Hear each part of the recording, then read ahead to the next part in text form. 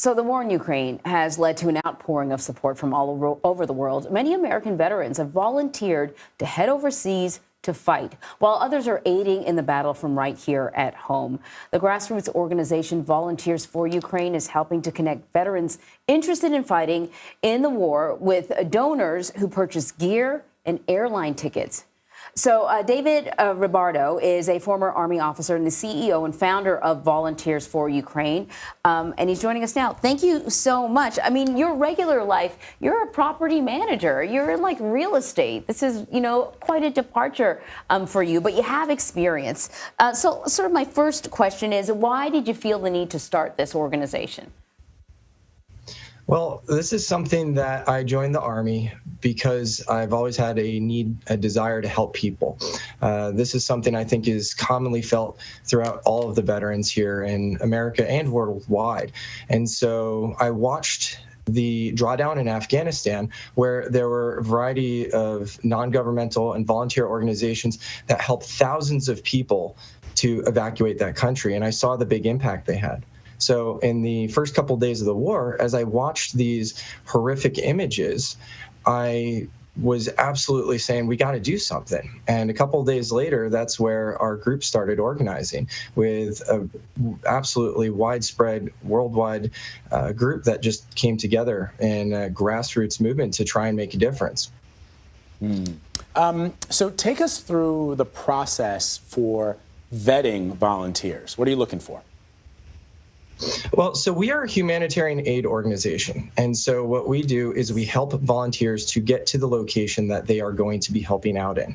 And so when we are early on in this process, we realized that there's some people that want to go help that are not the right people to be sending over. It's extremely chaotic. It is a very high threat scenario inside of that country. And so there's a lot of different things we look at. Some of these people are absolutely amazingly equipped, trained with years of experience. And so we help expedite them to get in country and help out in whatever capacity they're going to be serving.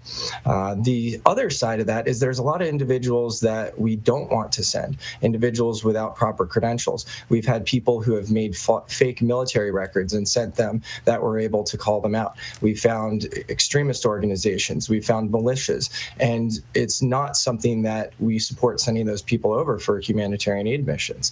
We have to make sure we're sending the right people. Yeah, when President Zelensky called for people to come and help, I thought that same thing. I thought, man, you're going to get people who are just sort of cowboys, who are, romanticizing this experience, that are going to show up at the border. In fact, Vlad, do you remember there was at least one guy that was profiled in one of our CBS News stories who ended up getting rejected because he didn't have the military credentials, right? And so, Absolutely. There are, and one of the things we saw that early on is that there's these combat tourists. There's people that were romanticizing it and trying to go there as if it was a grand adventure. Right. This is a conflict that we haven't seen anything like since World War II in terms of the scope and the scale here. And so that's one of the things we're aiming to prevent, is to take these individuals and talk them back, show them what they're actually trying to get into. And that's something we've been ultimately pretty effective in doing. I want to ask you a question. Most people, even if they have enlisted and served willingly, they're happy to be removed from war. Why do you think so many people around the world have been drawn to Ukraine's cause? Well, what's different here from previous conflicts is that this one here is very clearly defined. There is an aggressor who is not only invading another country, but deliberately targeting civilians with airstrikes, shooting, with not respecting the humanitarian aid corridors that have been established there.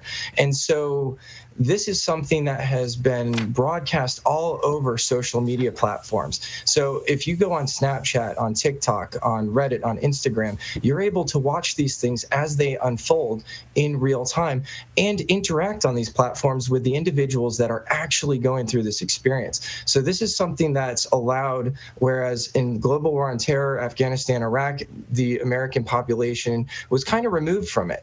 This is something that an average person who's sitting in their own home can get a deeply personal experience with, which has drawn out such strong emotions and such support.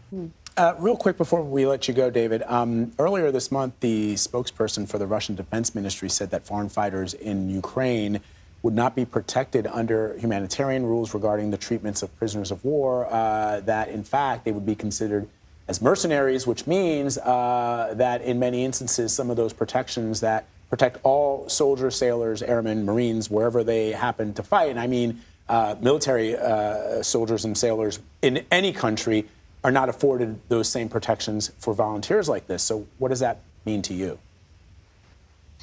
Well, to me, that's something that speaks to how the Russian forces are deliberately trying to increase the human cost of this. They are committing war crimes, and this is being broadcast every day.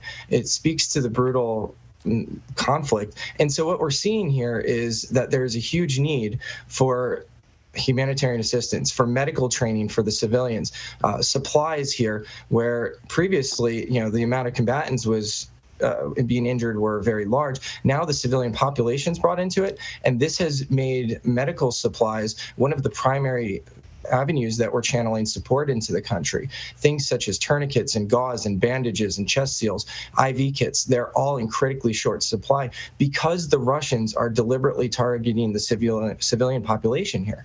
It's just absolutely, every day I wake up, I see that, and that's why I can't just sit back. We see this across everybody, and the brave people of Ukraine, the civilians that are enduring this hardship, it just breaks my heart every day.